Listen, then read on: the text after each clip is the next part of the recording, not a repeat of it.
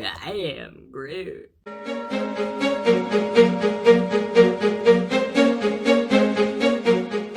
Hey, what's up everybody? Bionic Asai here with another Bionic bootleg review. Today, we're going to take a look at Groot. Let's start off with the new pieces first.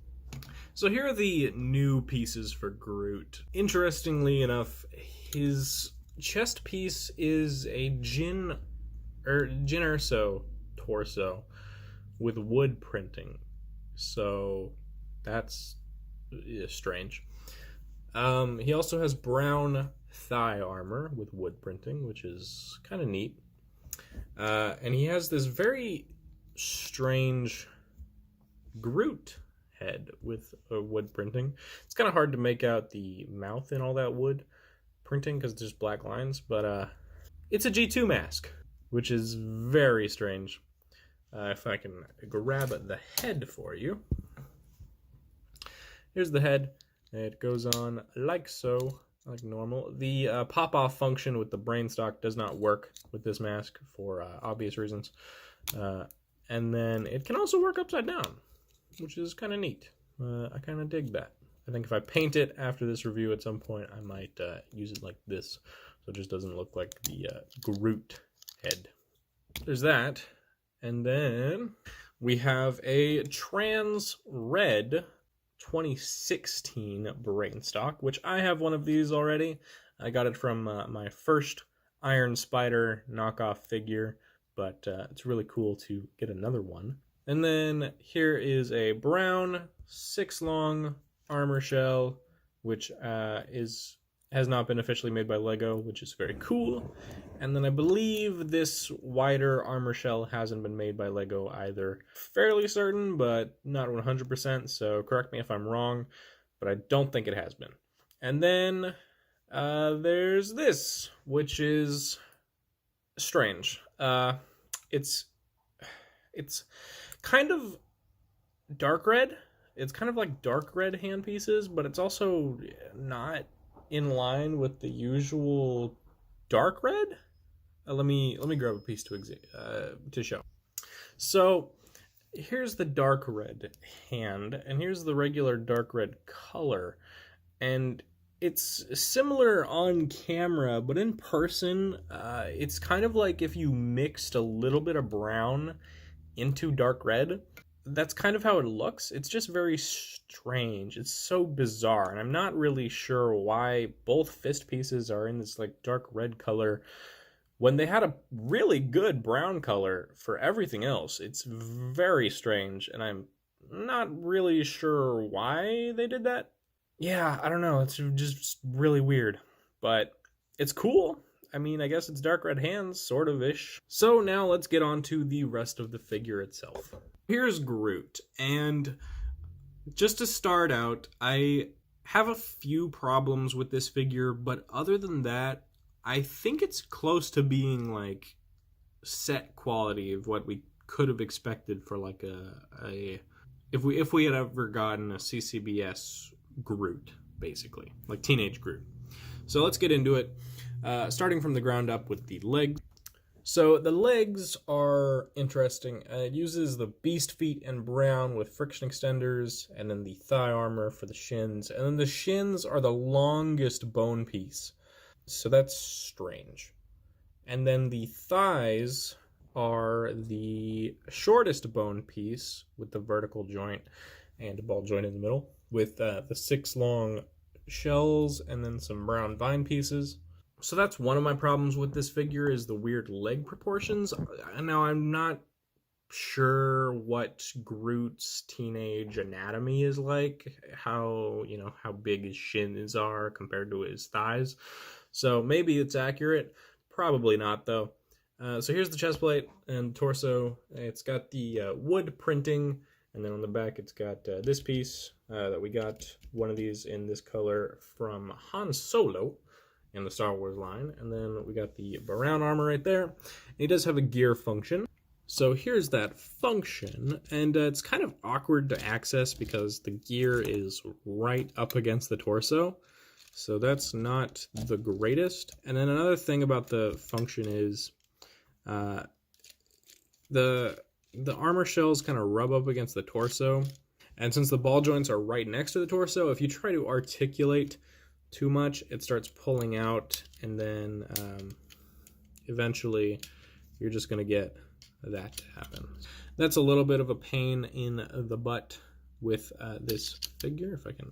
The arms are pretty much Chameleo's arms from the first Christmas special, minus this is just slightly longer, and he doesn't have shoulder pads. So there's that. He's got vines up there on the 5 long, and then the dark red hands for some reason. And then the head is the G2 head with the mask, and you can tell on the mask the face is way down here when the eyes for the actual head are like up here in his forehead. So that's a little odd. Now for Groot's articulation. His ankles can go back pretty much all the way, forward a little bit, can tilt quite a fair bit, and then rotate and do all that jazz. The knees are really weirdly placed. So like if you wanted to get him on one knee, you can't. You can't. Because of how long the shins are, they just go so far beyond the knees. It's just kind of ridiculous. You can't really do that. It is just a single direction ball joint, so it just bends and it goes forward a little bit and then back quite far. Then the hips go, let's see if we can tuck that on there. It goes about that far up if you tuck the armor shell under the torso. So not very much. If you bring it kind of out to the side, you can get a little bit more. You can go back about that far without it running into the other thing, and then you bring it out to the side and you can go that far. But and then you can go out way past 90 degrees. And then, so there's that, and then of course the usual open ball joint shimmy type of deal. Arm can go all the way around. It pulls the ball joint out when you do that though, and then you can rotate and you can go out and all that. Yeah, if you do that, it causes the ball joint to come out. So it's a little bit of a pain because the armor shells rub up against there and then pulls it out, but. So if you get this figure, you're going to be dealing with the arms coming out a lot, as far as I can tell. Elbow can't really bend forward much based on the design. If you bring this armor piece around, you can, but otherwise not really. It kind of goes at an angle. And then can kind of articulate normally, obviously there are complications with this arm design, as I'm sure many mockists know who have used that before. Hand is just a hand, it does the usual hand stuff. Head does not go down at all. Can go up a fair bit, quite a bit. Tilt, little bit of expression there. So that's kind of neat. And then rotate side to side. Also, the neat thing about this is it doesn't have the weird stopper on this torso piece, so you can just go all the way to the side like that. Like the official version has some sort of stopper right there that would prevent you from rotating all the way. So that's cool. Appreciate that. And then Groot has this little gun, which is more complex than I certainly would have expected. Honestly, they could have just stuck this flick fire missile into this part and then use the axle that's already attached to this and just call it a day. But no, they built up this little bottom piece that attaches up here and then goes around here, and then they added another piece right here that has these two movie bits. I'm not sure why, but it does. So it's neat.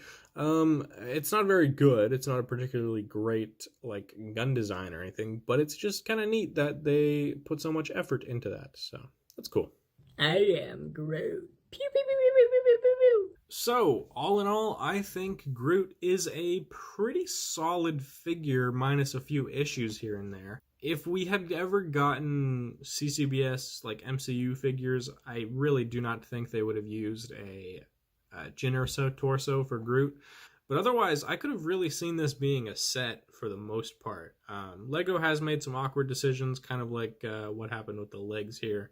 I don't think they would ever do the arm armor that way, just because of the lack of mobility.